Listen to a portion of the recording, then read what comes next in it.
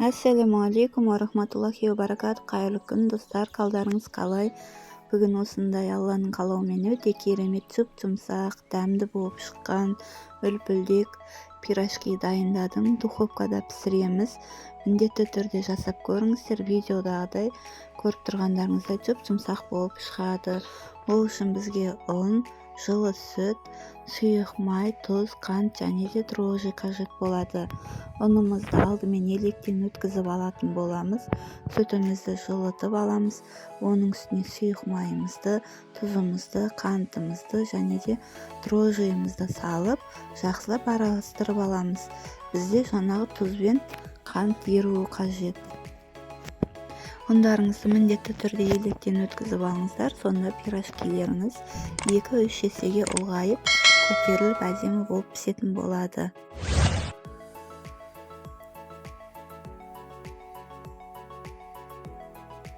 Пирожкиге қажетті заттардың атын описание бөліміне жазып қоямын. Сол жерден қарап, міндетті түрде жасап көріңіздер. Сіздерге де ұнайды деген ойдамын. Өте керемет болып шығады.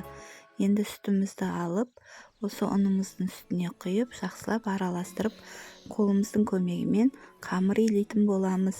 Бізде қамыр қолға жабыспайтын, біркелкі, не қатты емес, не жұмсақ емес, орташа мөлшерде болатын қамыр шығады.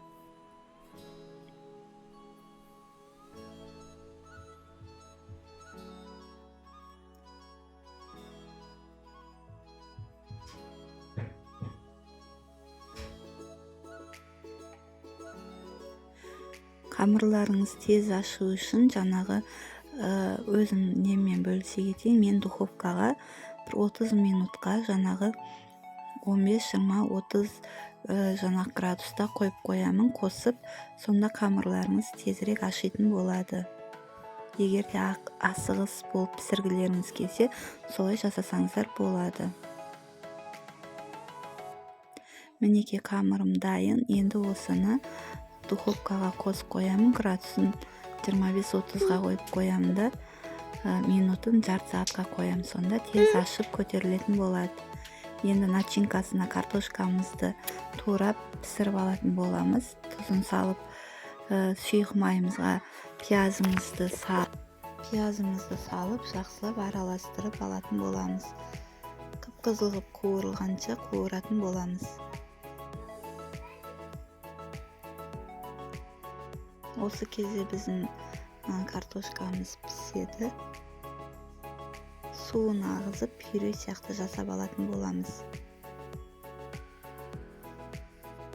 Пиязымызға қара бұрыш аздап саламын.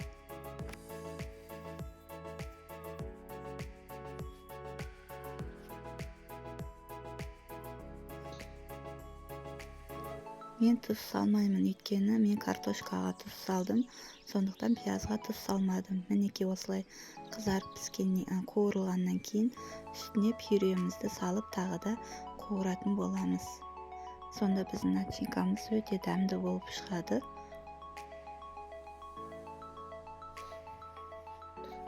Осылай араластырып отырып, тағы да қуырып алатын боламыз. Бізде сонда жаңағы пюреміздегі артық су өздігінен азайып жоқ болып кетеді. Пюренің өзінің дәмі шығатын болады. Міндетті түрде осылай жасап көріңіздер.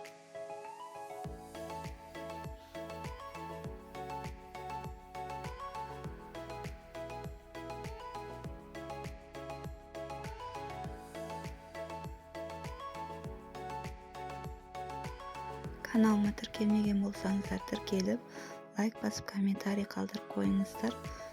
Колокольчик батырмасын басуды ұмытпаңыздар. Егер де видеоларым ұнаса, жақындарыңызбен бөлісуді ұмытпаңыздар. Мінеке біздің қамырымыз ашыды. Енді осыны кез келген мөлшердегі жаңағы бөліктерге бөліп алсаңыздар болады.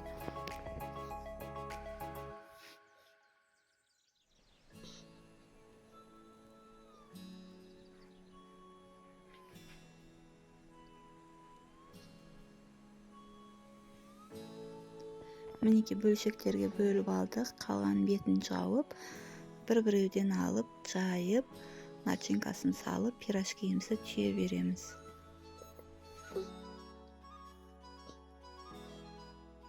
Осы кезде духовкаларыңызды 170-180 градуска кыздырып қоя берсеңіздер болады.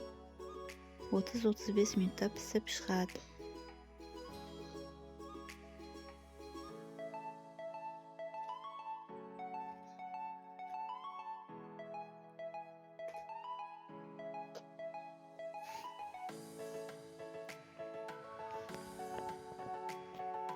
Мен пирожкилерді үлкен қылып жасадым.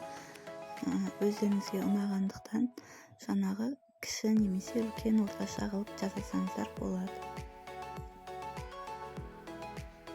Осылай жақсылап нығыздап бекітетін боламыз.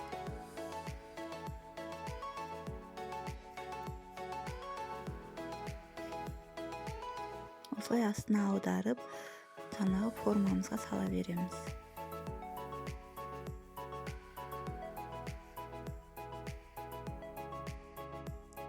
Қамырын жайғанда қатты жұқа қылмаңыздар, немесе қатты қалың қылмаңыздар, орташа қылып жаятын боламыз.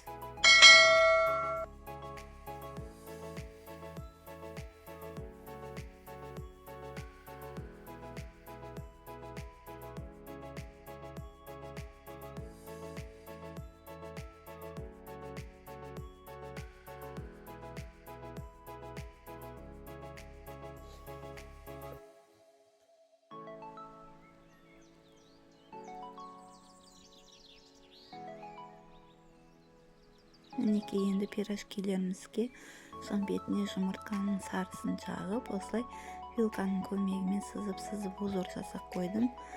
Сонымен біздің пирожкиміз пісіп шықты, өте әдемі болып пісіп шықты. Көріп тұрғандарыңыздай топ-томпақ әп-әдемі болып шықты.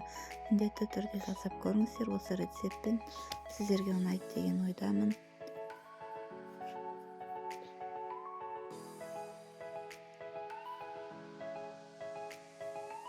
Келесі видеода жолыққанша аман сау болыңыздар.